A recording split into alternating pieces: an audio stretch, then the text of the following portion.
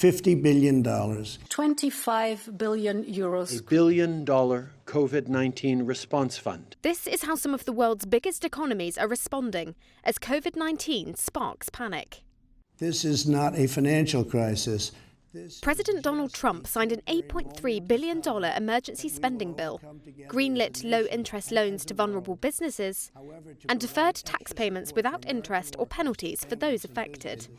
This action will provide more than $200 billion of additional liquidity to the economy. Payroll tax cuts and paid sick leave for gig workers were mooted. The Federal Reserve cut interest rates by 0.5 percentage point, its first emergency rate move since the 2008 financial crisis. China has earmarked the equivalent of $15.9 billion, ramping up support for virus-hit regions. We will provide strong monetary policy support to fight against the epidemic and promote the development of the real economy. The central bank has cut several of its key rates and urged banks to give cheap loans and payment relief to exposed companies.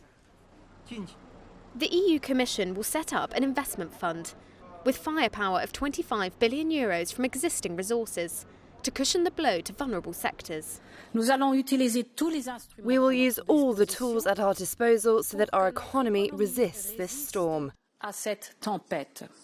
In the case of Germany, the EU's largest economy, some officials say it could release 50 billion euros without ditching the government's policy of no new debt. The coalition did agree to increase public investments by 12.4 billion euros by 2024 and to make it easier for companies to claim subsidies to support workers on reduced working hours. Italy has been the hardest hit EU country and is raising spending to counter the crisis. Prime Minister Giuseppe Conte optimistically estimated just 7.5 billion euros would be needed. Just a week later, that was upped quite considerably. 25 miliardi. That means Italy's 2020 budget deficit looks certain to climb above 3% of national output, a ceiling set by EU rules.